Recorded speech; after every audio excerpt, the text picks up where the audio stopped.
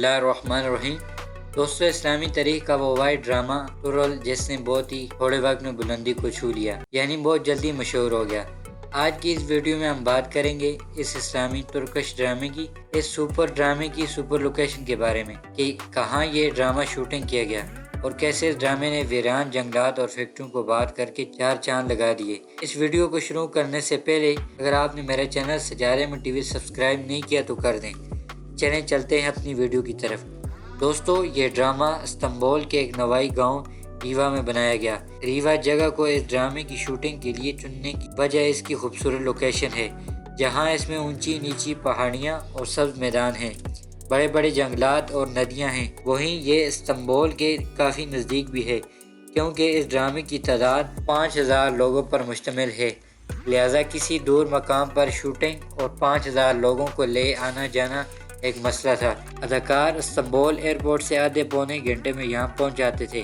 یہ علاقہ کسی بھی قسم کی تاریخی شوٹنگ کے لیے اپنا ثانی نہیں رکھتا۔ ناظرین، الجن الٹن جو اس ڈرامے میں ارطغرل غازی کا کردار نبھا رہے ہیں، انہوں نے ایک انٹرویو میں کہا کہ ڈرامہ بناتے وقت ہمیں بالکل بھی اندازہ نہیں تھا کہ وہ کس قدر بڑا کام کرنے جا رہے ہیں اور یہ ڈرامہ بذات خود ان پر کس قدر اثر انداز ہوگا۔ دوستو، ڈرامے کی شوٹنگ شروع کرنے سے پہلے 5000 لوگوں کی تعداد کو چھوٹی چھوٹی ٹولیوں میں تقسیم کر دیا گیا، جنہیں ٹرین کرنے کے لیے ہالی would say scale teacher higher کیے گئے۔ ڈرامے کی شوٹنگ سے 3 ماہ قبل تک تمام اداکاروں کو باقاعدہ جنگی تربیت دی گئی۔ گھوڑ سواری، تلوار زنی، دشمن کو للکارتے ہوئے ووکر کیسے لیول پر رکھنے ہیں، یہ سب چیزیں سکھائی گئیں۔ ناظرین، دلچسپی کا پہلو یہ بھی ہے کہ ڈرامے میں دکھانے والے تمام انڈور شاٹس ترکی کے کسی دور دراز مقام کے نہیں اور نہ ہی یہ کسی پرانے شہر کے ہیں، بلکہ استنبول شہر کی ایک ویران فیکٹری میں بنائے گئے ہیں۔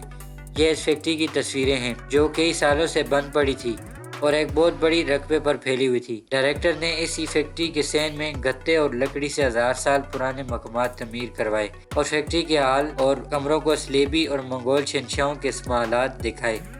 ناظرین، ارطغرل سیریز کی شوٹنگ ریوا اور منگول کی اس فیکٹری میں جب تک جاری رہی، سرکاری افسران وزراء خود جا کر اس ڈرامے کی نگرانی کرتے رہے، حتیٰ کہ ریوی میں شوٹنگ کے دوران طیب اردگان خود گئے اور اداکاروں سے وہی باتیں دہرائیں جو پہلی شوٹنگ سے پہلے سمجھا دی گئی تھیں۔ دوستو، اس ڈرامے میں ٹیکنیکلی خاص بات یہ ہے کہ یہ دنیا کی سب سے بڑی تعداد رکھنے والا ڈرامہ ہے۔ اس کے بدلے اگر کسی ہالی ووڈ سیریز مثلاً ایئرپورٹ کی بات کی جائے یا کسی اور بڑی ہالی ووڈ سیریز کے ساتھ موازنہ کیا جائے تو بجٹ کے حساب سے ہالی ووڈ سیریز ارطغرل سیریز سے دور دور تک نہیں مل سکتی، یعنی اتنی بجٹ میں ارطغرل سیریز بنائی گئی ہے۔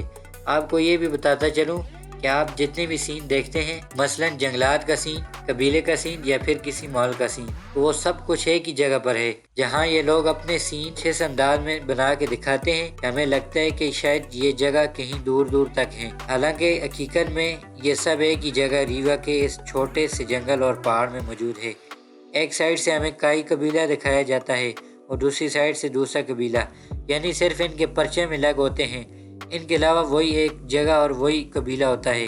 بہرحال جو بھی ہوا، اس ڈرامے کے ہر اداکار نے بہترین اداکاری کی ہے۔ ڈرامے کو دیکھ کر ہمیں یوں محسوس ہوا کہ یہ سب کچھ حقیقت اور اصل ہو رہا ہے۔ اداکاروں نے اس کی شوٹنگ میں اپنی جان لگا دی اور اس صورت میں ہمارے سامنے ایک بہترین شاہکار ارطغرل غازی کی شکل میں آیا، جسے آج پاکستان سمیت پوری دنیا مختلف زبانوں میں دیکھ رہی ہے اور پسند کرتی ہے۔ آج کے لیے بس اتنا ہی۔ ایسی ہی امیزنگ ویڈیو کے لیے ہمارے چینل سجارے میں ٹی وی کو سبسکرائب کریں۔ آج کی ہماری ویڈیو کو لائک کرنا نہ بھولیے گا اور کامنٹ میں بتائیں کہ یہ ڈرامہ کیسا ہے۔